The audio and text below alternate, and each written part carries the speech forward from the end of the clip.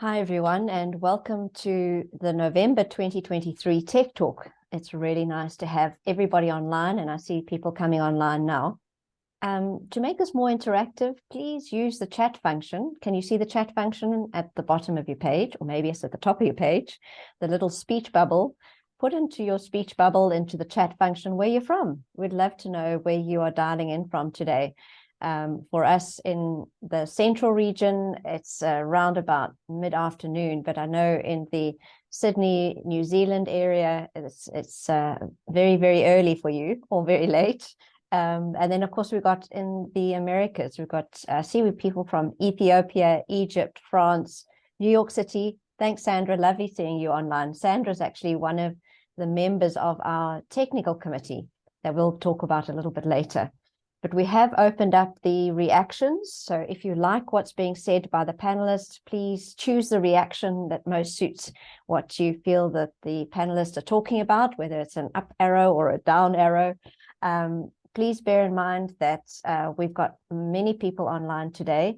So when you do use the chat function, if you have got any questions, please rather use the Q&A. That's the two bubbles on top of each other, because that allows us to bring your questions up very quickly, as opposed to them getting lost in the chat function.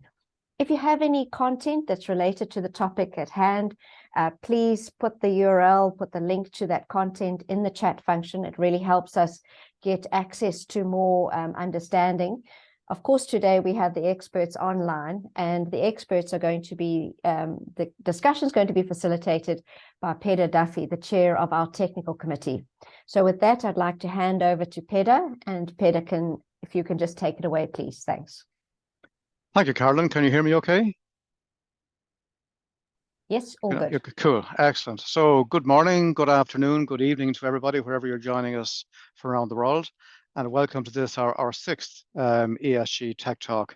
And today's Tech Talk is on the topic of impact measurement and impact valuation, co-promoted with the Capitalist Coalition. And our three rock stars, our three global experts, international experts are Marta Santamaria from the Capitalist Coalition, Helen Slinger from A4S Accounting for Sustainability, and James Spurgeon from Sustain Value.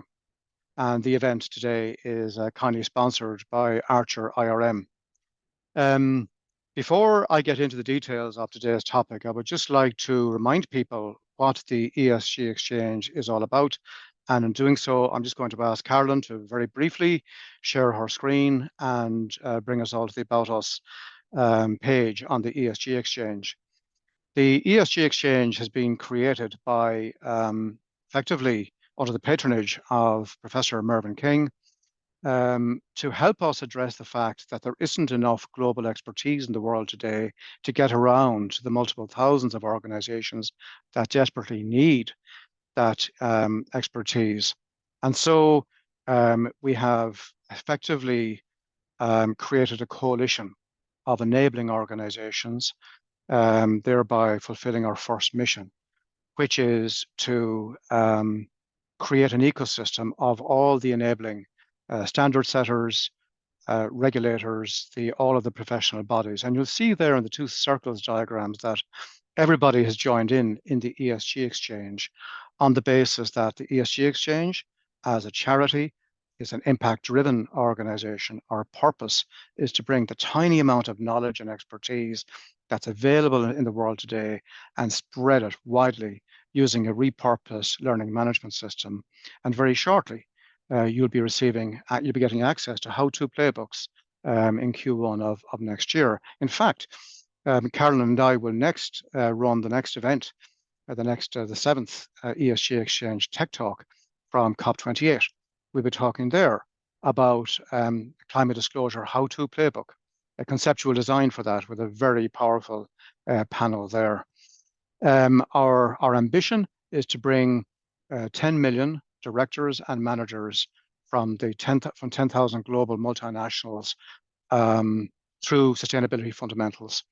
We're not ignoring the small and medium-sized enterprises, because we've got a belief in the multiplier effect of multinationals, the trickle-down effect, and all of our how-to playbooks will be approachable, accessible, and of course free of charge to all organizations of all types and sizes. With that, I just go into the introductions. Marta. Dr. Marta Santamaria has 20 years of experience in assessing the value provided by nature, people, and society to inform and transform decision-making. Marta is providing independent advice to different organizations, including the Capitals Coalition, to progress approaches to measure and value impacts and dependencies on nature, people, and society.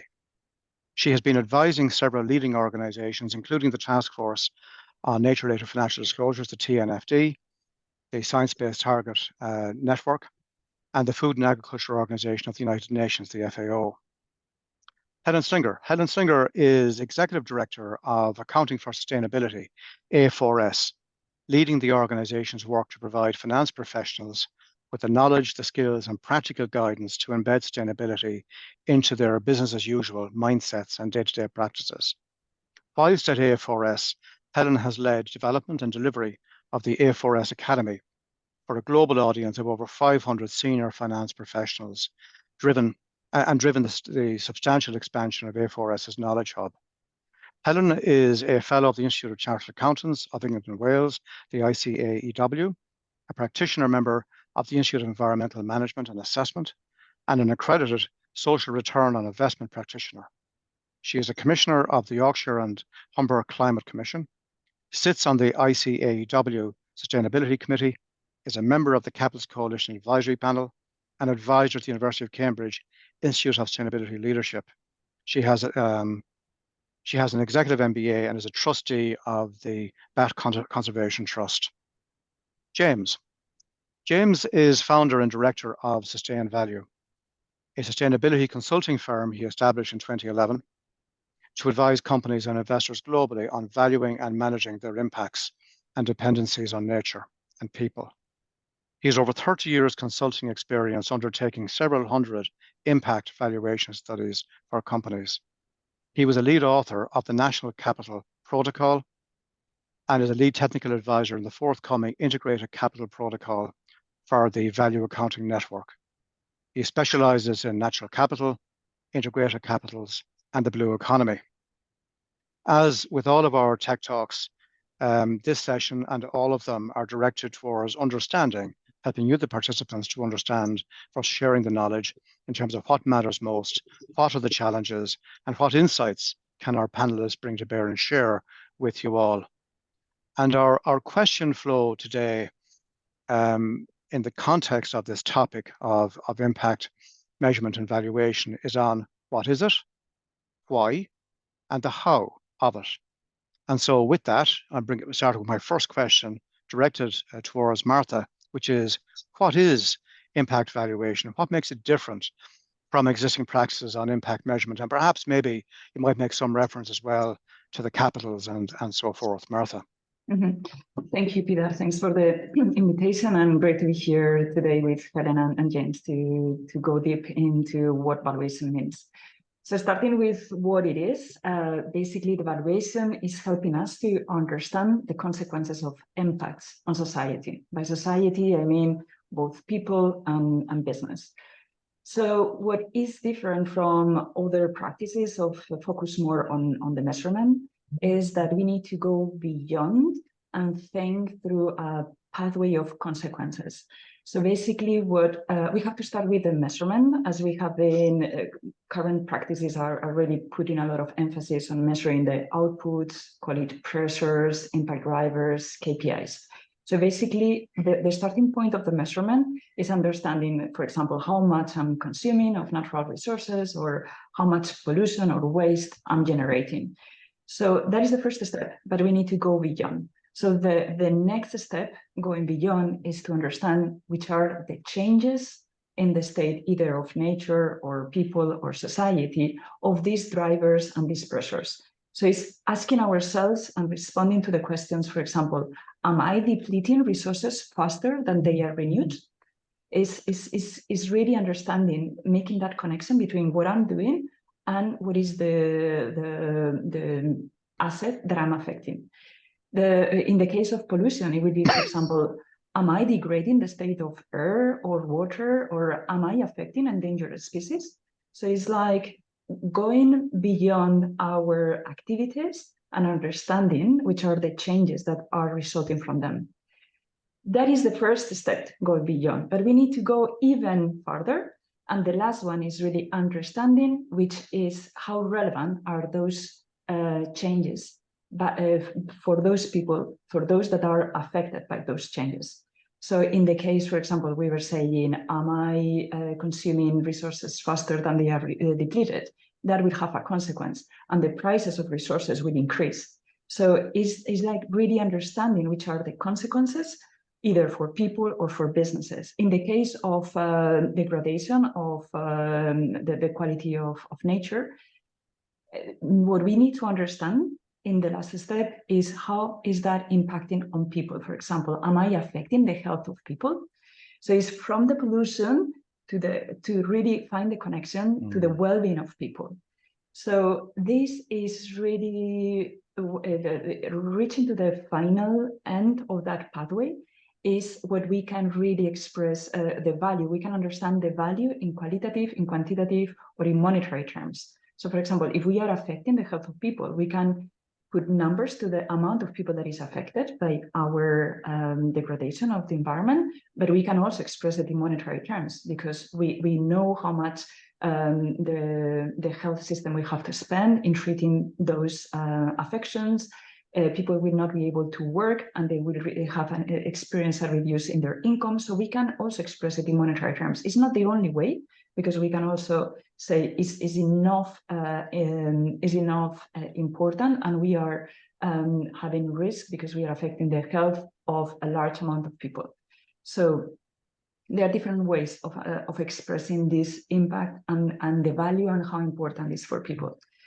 One of the things that is different from current practices on measuring is that we can really understand the consequences in a specific context. Because if we go beyond and we understand, for example, the changes of nature, we need to understand, for example, in the case that we are consuming water, it's not the same to consume the same amount of water in an area where the water is scarce than in an area that the water is not scarce. So that is really important to move beyond having information across all companies of how much they are consuming water, to really understand if that consumption of water is really something relevant, because in the context in which they are operating is a problem, the availability of water. But it's not just the context, the physical context, but also how much population is exposed to those changes. So for example, if we are consuming water in an area where no one is living, we will not be really impacting on people, because we will be reducing water in an area that no one is demanding water. But we really need to bring also the layer of, for example, the understanding how many people is demanding that water, to have an understanding, a deep understanding of which are the consequences of the fact that I'm consuming water.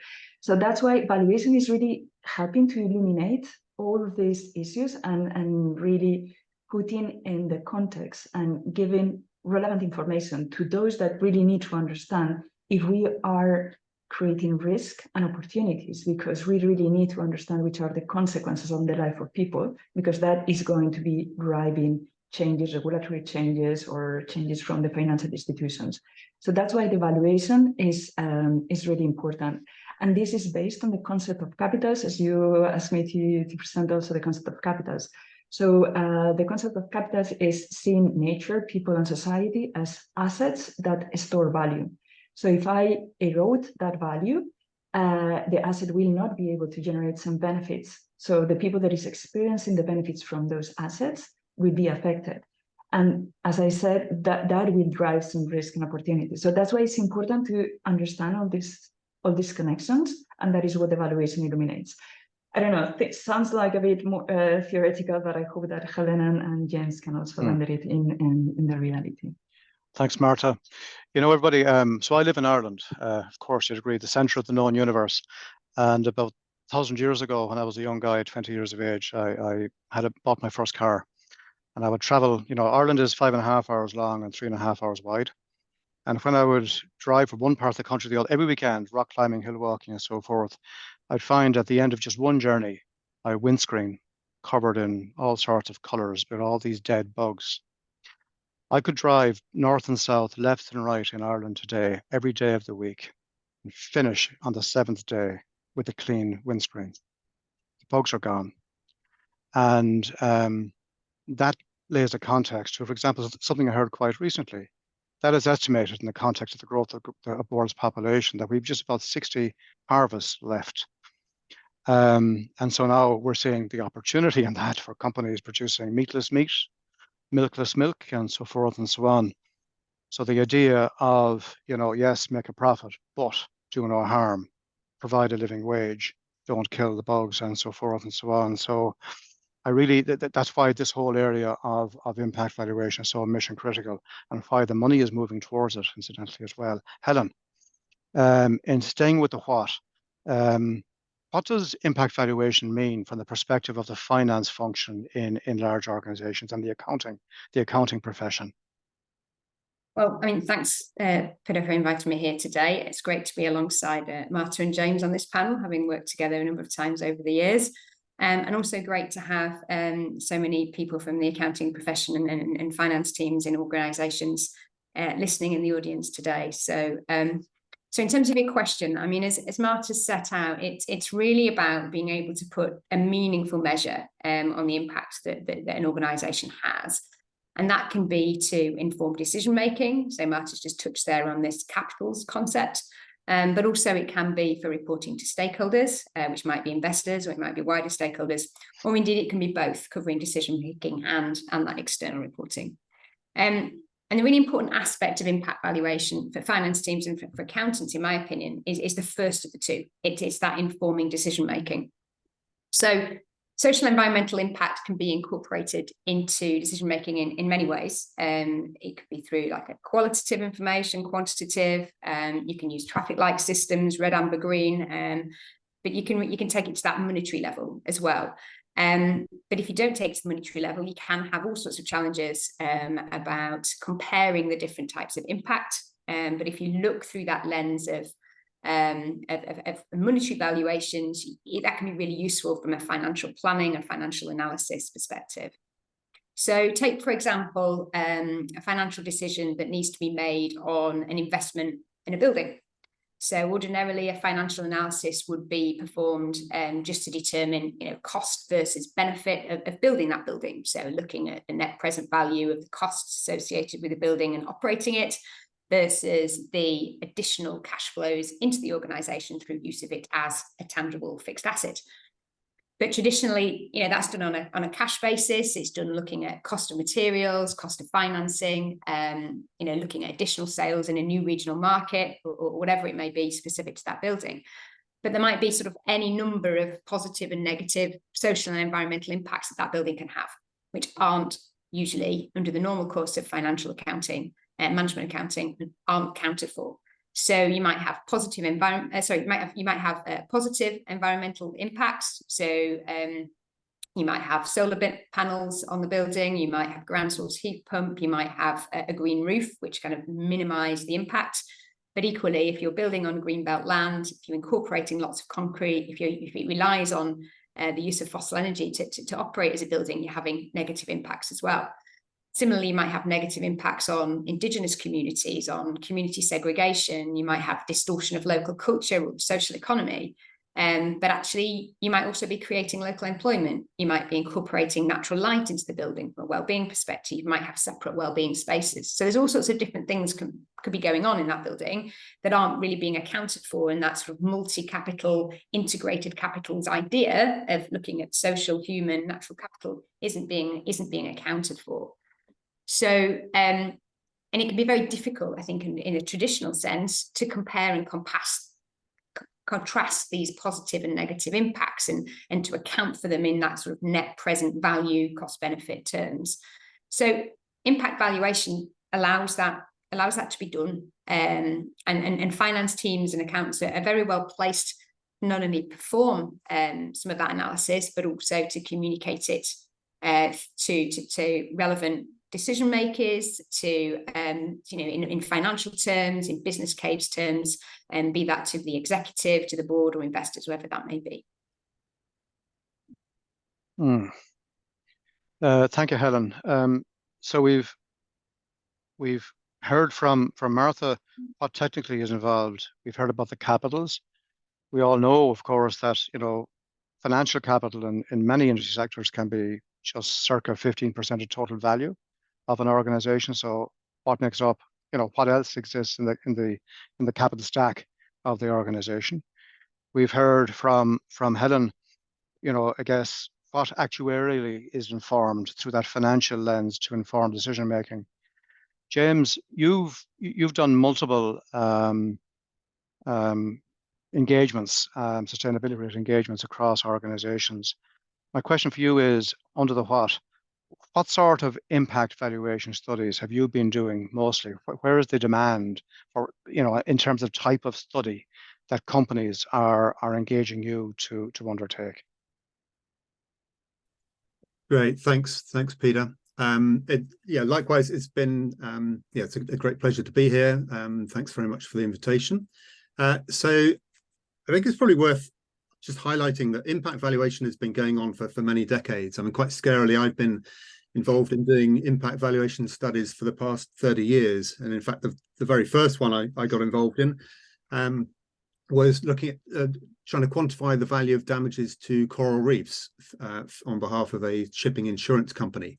So calculating the loss in value of tourism, fisheries and biodiversity caused by ships running aground on coral reefs, where various governments are claiming many millions of dollars in compensation. And over the years, I've done many more of those and still do those to this day, and including for oil spills, also for coastal infrastructure developments, and all sorts.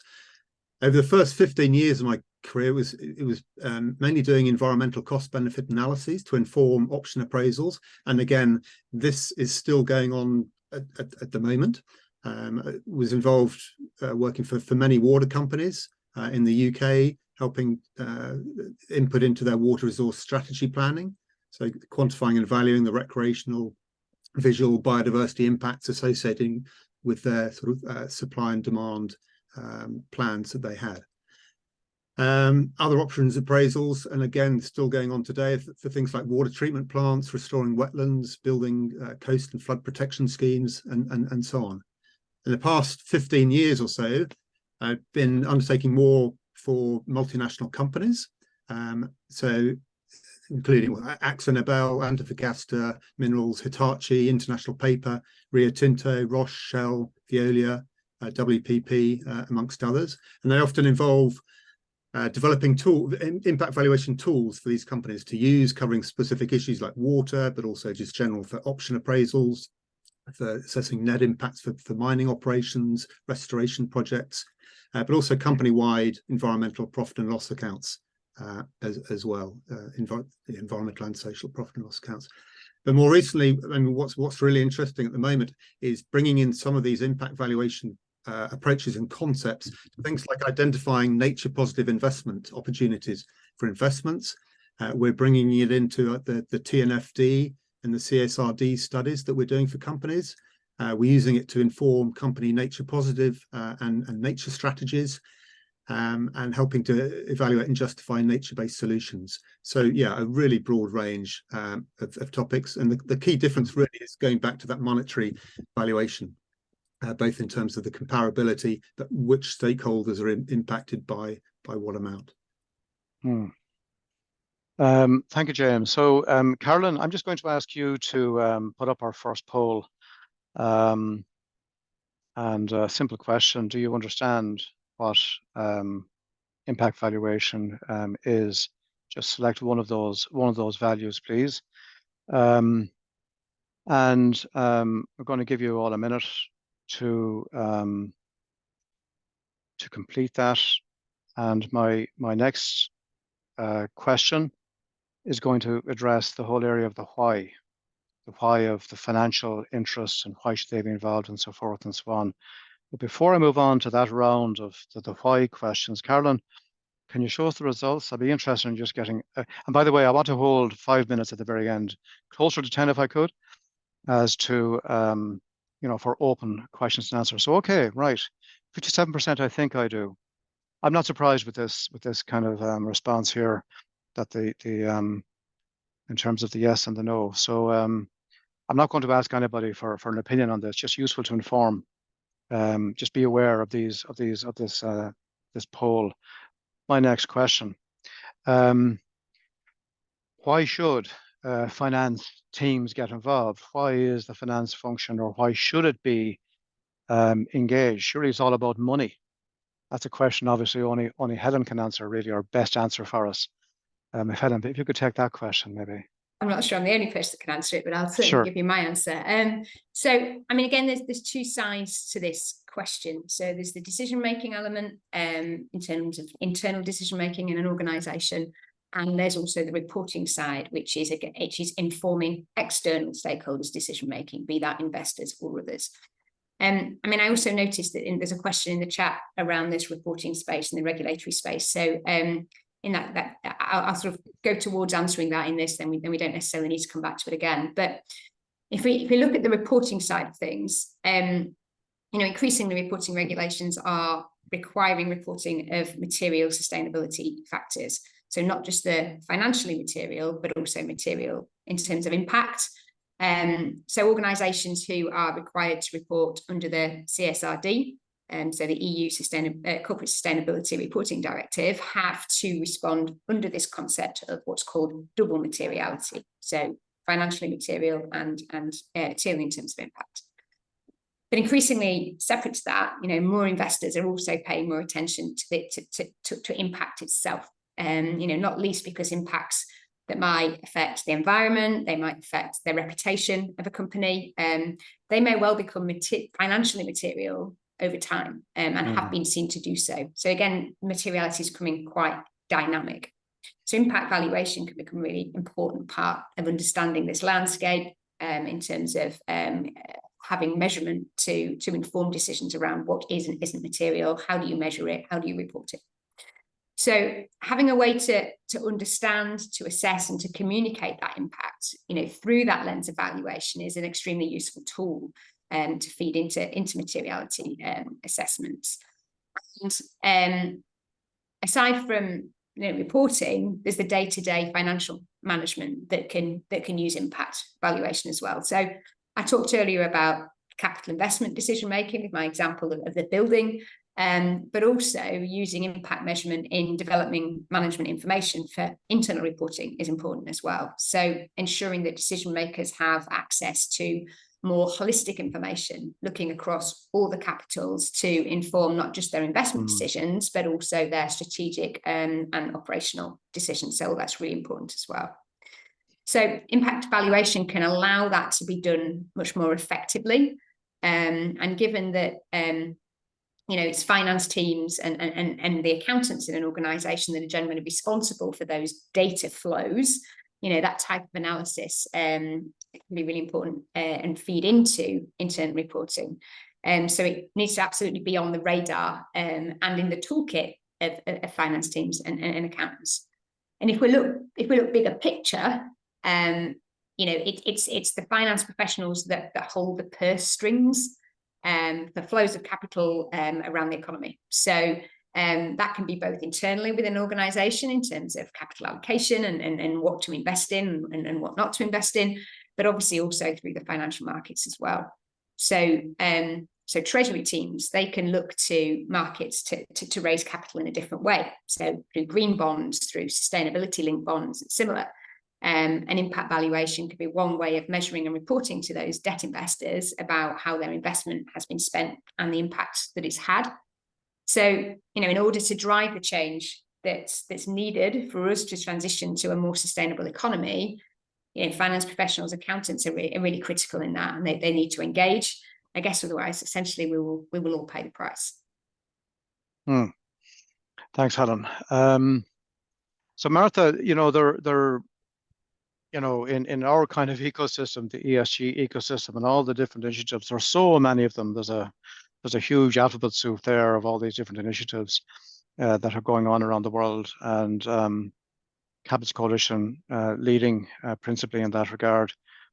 Why is it relevant for businesses and institutions to conduct these valuations?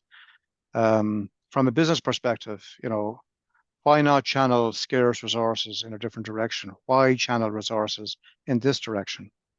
Yeah, thank you. So very aligned with what Helen was saying, that an assessment of the capitals and conducting valuation, it's underpinning anything that you need to do to follow the main actions and the main efforts that are out there in the alphabet soup.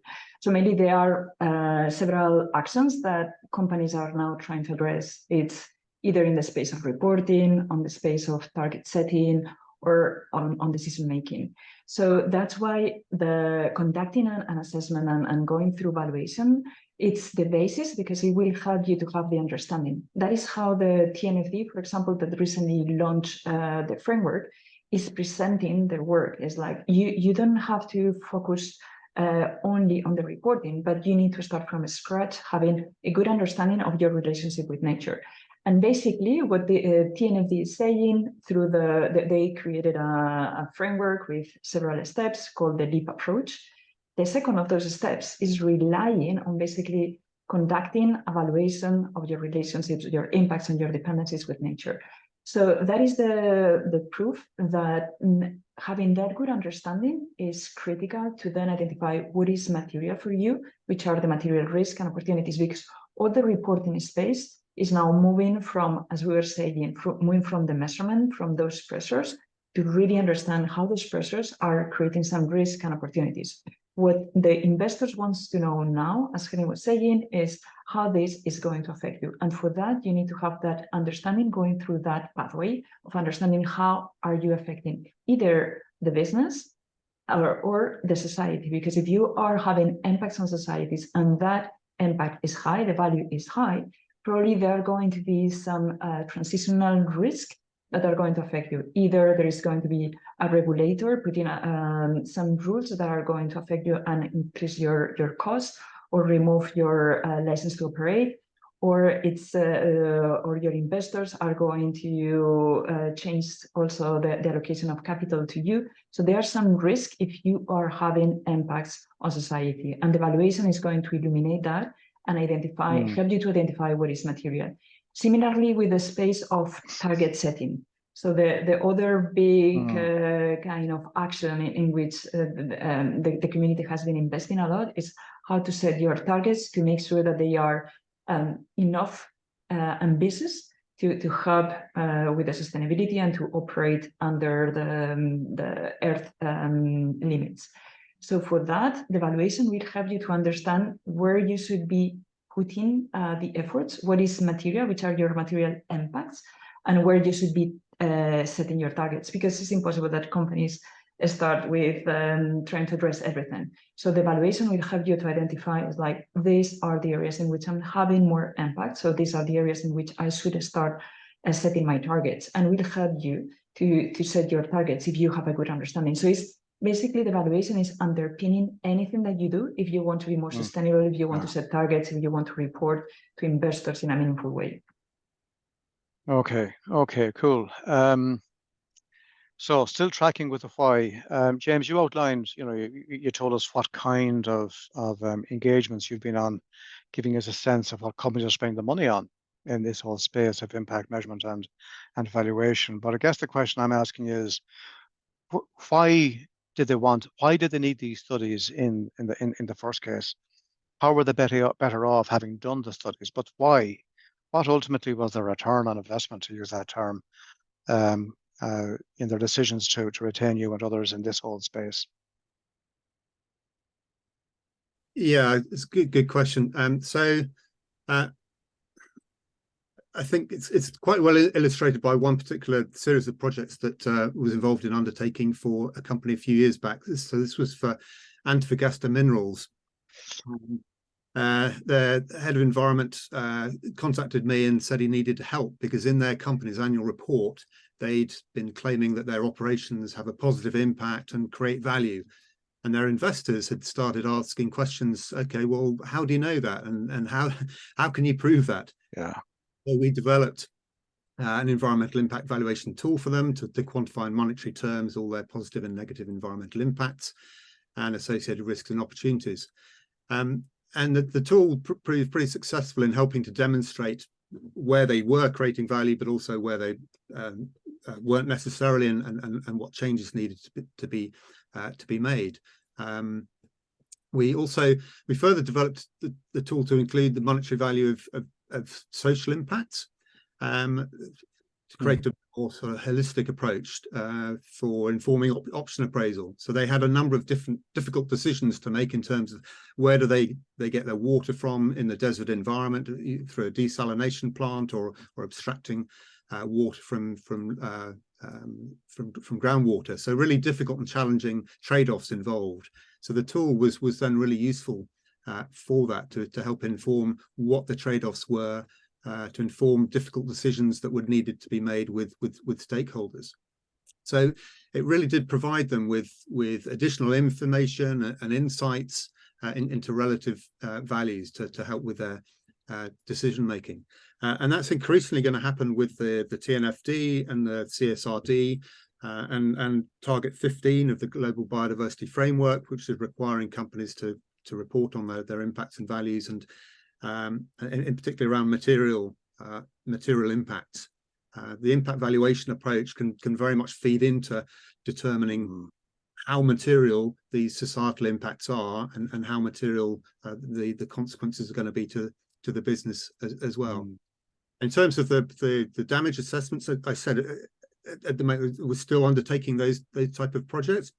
We're saving some of our clients huge amounts of money where they're being charged enormous sums, which are unreasonable. But then on the flip side, we're also working with government and NGOs to put in more appropriate claim, or fairly substantial claims for environmental damages too. And that type of incident and situation is going to increasingly occur in the future, where you just need to know what is the value of these seemingly sort of incredibly valuable but difficult to quantify value issues. Actually, so I'm going to ask Helen just to bring up our second and our last poll. Just two polls today, but I want to create more space at the end for Q&A. And this question is: do you understand the why? Why is this important to organizations? And Caroline, when you put it up there, just as people are reflecting on that question, you know, I've got a point of view that ESG is kind of just old risk wine in a new bottle, effectively. I've always said that. And I think that ESG folk, or rather investors, the money, is using these metrics as a proxy for the likelihood of the viability of a business going forward. But ultimately businesses need these tools, these valuation measurement tools, to turn these non-financial metrics into data that can be related to the financials, because ultimately the money needs to be directed towards resources that can help the firm sustain a level of performance well into the future. So, Caroline, do we have the results of that poll that you could just maybe share with us there? Okay, cool, good. Okay, do you understand the why? That's good. I'm pleased with that. I think we all should be. I guess now it's this is where the rubber meets the road. We're now into the how. And I'm going to, James, I'm going to zero back in on you straight away into the how. How do companies go about doing this stuff? How do people like you go about doing this type of stuff, such that ultimately you can take a bunch of non-financial metrics, relate them to the finance function, by and large, I guess, so that it can be used to inform financial decision making? So the how, please, and help us all understand this a bit better. Okay, no problem. Okay, so I could speak on this topic for a very long time, conscious of the time, so I'll try and summarize the how in fairly quickly. So, I mean, generally speaking, there are four main stages for undertaking an impact valuation study, and the first one is really, well, they're all really important. First one is very important. Decide what's the actual purpose, what's the objective, what are you trying to achieve from your assessment. There are so many different types of application, as I've hinted at, and the others have hinted at. So it's really trying to understand what are you trying to achieve, and how are you going to do that. The second stage is then to fully scope out what you're assessing. So that means sort of defining what's in your assessment and what's out. So the assessment could be fairly broad in terms of valuing lots of things in your whole value chain, or it could be pretty specific, could just be your direct operations. And it could be a fairly detailed study, or it could be a very narrow study. So a detailed study could be going into, with a lot of time and budget, going into a lot of detail. More sort of high level study would be taking a much more sort of stand back approach, and applying a more simple sort of valuation approach. You've got to identify sort of what topics, what capitals, and what issues are you going to be covering, and particularly, hopefully, focusing on the material ones. Are you looking at the value to the business as well as to society? Ideally, you should be looking at both, and also determining whether are you going to be valuing things in monetary terms or quantitative or qualitative terms. The third stage is the most challenging part, and Marta already explained a little bit about this. This is the measurement and valuation, and it's normally done through some form of impact pathway. So the first step is identifying and quantifying the impact drivers in physical units. So these are the impact inputs and outputs of business activities being assessed, for example, meters cubed of water or tons of air pollutant. Second step is to measure the change in extent and condition of the capital, so the environment and people. The third step is then to determine the consequences this has on society, typically through a change in human well-being or financial costs or benefits. Now, the second and third steps of this stage generally involve either applying what's known as value coefficients to the quantities of impact drive. That's taking a money value that someone else has already calculated or modeled and multiplying it by the tons of air pollutants or the water. Or the alternative is, if you're doing a more detailed assessment, is to determine exactly what the changes in capital are yourself, either directly or indirectly through modeling, and then apply one of a number of different valuation techniques to value the change in well-being. There are a whole lot of tools available to evaluate the impact drivers. So there's things like environmental extended input-output models, life cycle assessments, which some people might be familiar with. There are various reference sources available to obtain value coefficients, and there's a value commission has been set up, and so that's going to be making some of these values publicly available, I think, in 2025. A whole range of different valuation techniques based on things like market prices, costs, so costs of replacing something, or the damage costs avoided, or what's known as revealed preference, or stated preference technique, whereby you're eliciting values through sort of questionnaire surveys. There's also a simple and very cost-effective approach called value transfer. So if you're doing a sort of high-level study, you can just look at the literature, find what values that people have calculated elsewhere for impact, and apply it to your situation with appropriate adjustments. And then the final stage is collating, interpreting, and communicating the results. And that can be done using sort of environmental social cost benefit analysis or environmental social profit and loss accounts. And then also finally, you then need to work out how you're going to take appropriate action. And there's a range of different guidance documents out there that can help with all of these. Thanks, James. In fact, I work with Marta in the Value Commission, which is created by the Capitals Coalition, one of the value commissioners there. So what we're hearing there is that so people are a bit confused as to what this is all about. They're clearer as to the why. But the good news is that a whole bunch of folk have worked out the how and so forth. So I guess in the context then of the finance function, Helen, I'm thinking about, I don't want so much to understand, how do the finance functions participate in this overall schema, or maybe that is the question. But there's a bunch of skills that they need to have. And of course, I'm thinking in the context of your role in terms of the F4S Academy and so forth. So maybe this question is a blend of the how and the what. How does that finance function perform its role in this whole approach to putting ultimately numbers, monetizing the non-financials for decision making. If I might pick up on the skills point there, I think, because the skills here for me fall into three categories. So one is around numbers, and so numeracy, analytical skills, competence with models, financial analysis, those sorts of things. Another is around data, so skills to ensure confidence in the quality of the data being used, and making sure robust processes and controls are in place to instill confidence in that data. And the third, which is absolutely at the heart of it, is around sustainability. So an understanding of social and environmental impact, the measurement techniques, what indeed is an impact, how do you measure it, the connected nature of some of the different impacts. And you only have to hear Marta and James speak about their experience here, and you can hear that years and decades of knowledge and experience in sustainability. But I think that the two previous ones, the numeracy and the data, that absolutely falls into it's the natural tendency of financial professionals and accountants, but it's also professional competence that they've similarly built up over many years of honing their financial skills. So what's really needed here for me is collaboration.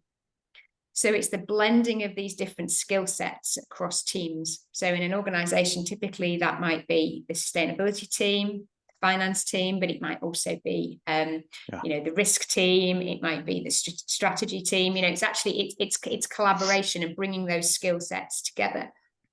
And I think the interesting thing here as well is about speaking the same language, so the terminology. So we've heard today about assets, we've heard about capital, we've heard about materiality. But to the sustainability community and the language of capitals, that means different things to the financial and accounting community. So bringing that language together is a really important part of that collaboration as well.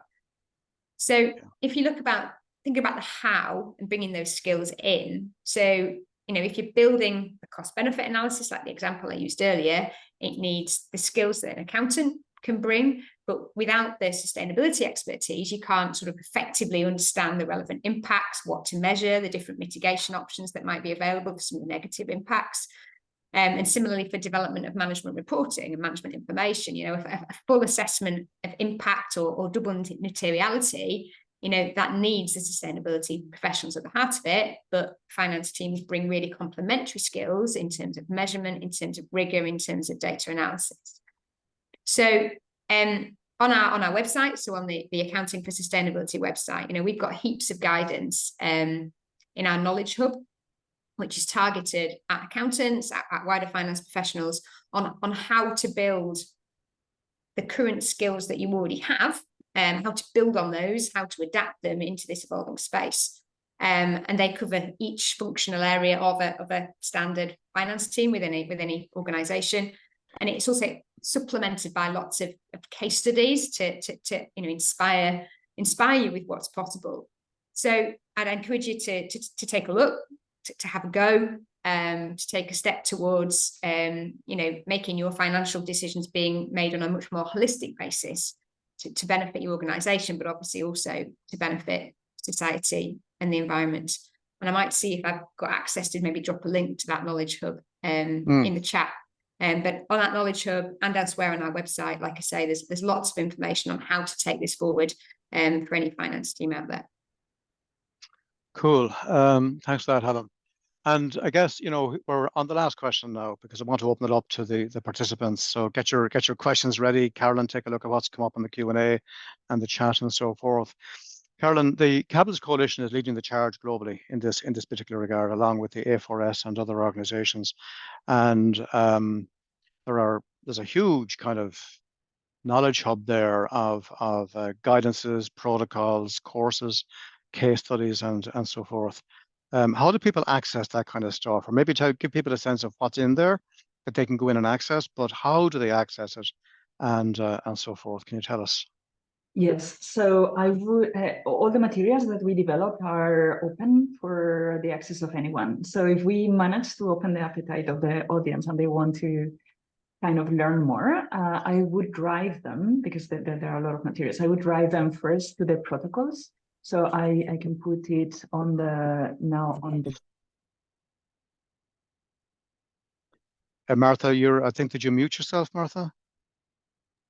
Sorry, yes, instead of putting up the chat. No worries. So yes, so the first thing that I would suggest is go to the protocols. I just put them on the chat. So the protocols provide the overarching framework that James was explaining and will guide you and structure your thinking. So that is the first resource. The second resource that I would suggest, and I will put it now on the chat, is our Coursera courses. So if you really want to dig in and understand the connections with everything and how it can be used, we developed 2 courses on that are online, one more focused on natural capital and other more focused on social and human capital. So I would drive people if they want to deep in really attending these courses. As Helen was mentioning, we also have a lot of case studies in our website, and that will help to build the case internally to progress on the assessment. Once people has progressed on the assessment, I would suggest to go more into our toolkit. I will also put it on the chat. So our toolkit will help to identify which are all the resources, all the tools that can help you to really go into the application. And finally, as we have been mentioning about the value commission, so James mentioned that you need some value factors that help you to go through this process of evaluation in an effective and an efficient way.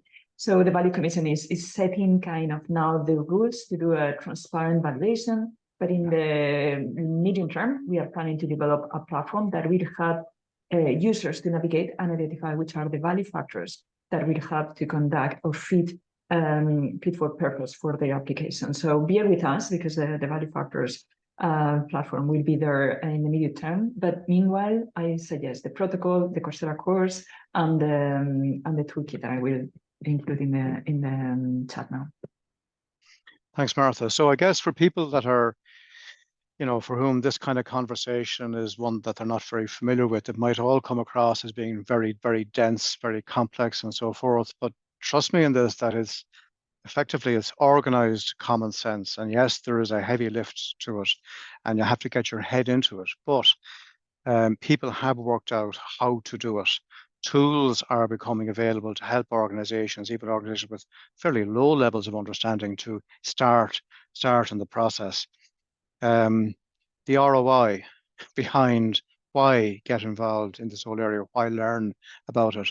Trust me, in the context of this conference I'm attending here today, Responsible Investment Forum, if you don't understand this stuff, in relatively near term, you'll not be able to hold the kind of conversations with investors, with financial institutions, and that's going to have an impact on your ability to access capital. And the quality of your understanding and your capability will certainly affect your cost of capital. So it's moving from the, we're going through the rite of passage from a world where all that mattered was a shareholder and financial capital to now all stakeholders and all the capitals. Carolyn, what kind of questions do we have from people? What's been happening, or has it been total silence in the Q&A and chat? Absolutely not. We've had so much traffic and discussion here. The one that's got most of the thumbs up from Flavio, what is the regulatory landscape like today? Is impact valuation still entirely voluntary, or is it becoming a mandated requirement for businesses, perhaps over a particular size? Wow, I'm going to throw that ball up in the air and see who's going to grab it first. Any one of our 3 experts. Who would like to grab that one first? I can give it a first go. Okay, cool. So right now it's not mandatory, but the Task Force of Nature Financial Disclosure is now indicating that valuation will help to evaluate, to identify what is material to then report. So I would just say that the TNFD framework is right now voluntary, but as a result of the United Nations Convention on Biodiversity, there is a target for all governments to encourage businesses and finance to report on their impacts, dependencies, risks, and opportunities. And I think that they are looking at the TNFD as the reference framework. So kind of things are indicating that things are moving in that direction. So it's not mandatory right now. But also the CSRD, as we said, the European Commission is encouraging to use the TNFD, and the TNFD is recognizing valuation, the use of valuation. So yeah, it's not there right now, but probably in the next round, when all these things progress, I mean, the next round of maturity, product valuation is going to be there. So yeah, the pioneers will have an advantage. So that is my view of this. Thanks, Martha. Anybody else like to grab that ball as well? I would just say, I tried to preempt that question a little bit in my earlier answer, but I think it is coming. I think that's the key message, but you could run a whole webinar on that one question. So I think at the risk of going in depth, I would say CSRD is a really important area to look at. If you've got any meaningful presence in Europe, make sure you understand the requirements there and see whether you are impacted by them. But yes, you know, the ISSB, part of the IFRS Foundation, and obviously brought out their new standards, S1 and S2, climate first, but also wider sustainability reporting. That's all part of this landscape, as is TNFD that Marta mentioned. So there's a lot of momentum in this space, and it's all heading in the same direction. Thanks, Helen. James, want to add to that? Not much more to add, other than it's a very powerful approach that can really help to deliver on the current requirements, but you don't have to use it, but it is a very powerful way of helping to deliver it. But I think in time it probably will become mandatory too. I think if I put in my tuppence worthwhile, maybe Caroline, you might have another question. We'll try and squeeze in the last 4 minutes. We should be conscious that this kind of tsunami of regulations that are coming at us, you know, CSRD, ISB, and what's forthcoming California, and what's forthcoming we expect with the SEC. This tsunami of regulation is not coming at us because anything bad has happened.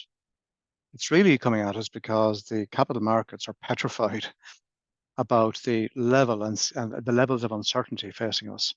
And they want to use these data to help them better inform their decision-making, their methodologies, where to direct capital and resources, pick the organizations more likely than not that will be capable of being viable and perform in a sustainable way over the longer term. So I would suggest to people, don't wait for the regulation to get the motivation and the rationale and build the business case. This is all about money. This is all about the macro prudential infrastructure that's required to keep that intact at the level of integrity is required, because there's a lot of uncertainty, a lot of fear in the capital markets in this particular regard. Caroline, anything else there in the last 3 minutes? Any particular question catch your eye? Or yeah, there's one. There's an interesting one here, and it's not something specifically about valuations, but Barent says, you know, the capitals aren't mentioned in the SDGs really explicitly, finance and the other capitals. Do you think if we were to add those as another SDG somehow, that the need to drive a multi-capital decision-making, do you think that would bring a more aggregated or integrated complete measurement mindset to this? Do you think it's going to help in any way to raise the profile of multi-capital decision-making? I'm going to ask somebody to grab that and do it in less than a minute so I can wrap up on the top of the hour. Who would like to grab that particular one, the SDGs and capitals? I'm happy to give it a quick grab. Marta, you want it? No. I would say I don't think it needs to be an SDG. I don't think it needs to be SDG 18. 17 is hard enough, and we're failing at that as a society, so don't maybe give us another one. But it's not a goal to me so much as an enabler towards achieving the goals. And for me, it's inherent in the partnership for the goals, because actually what we're talking about here is system level change. And these are tools to enable that system level change. And that, as I mentioned earlier, is about collaboration. And it's about collaboration in its truest sense, that partnership for the goals. So I think it's there. It doesn't need to be another goal. It's kind of inherent in what we're trying to do. Brilliant, Helen. Thank you so much for that. So everybody, I hope you have found this discussion informative, helpful.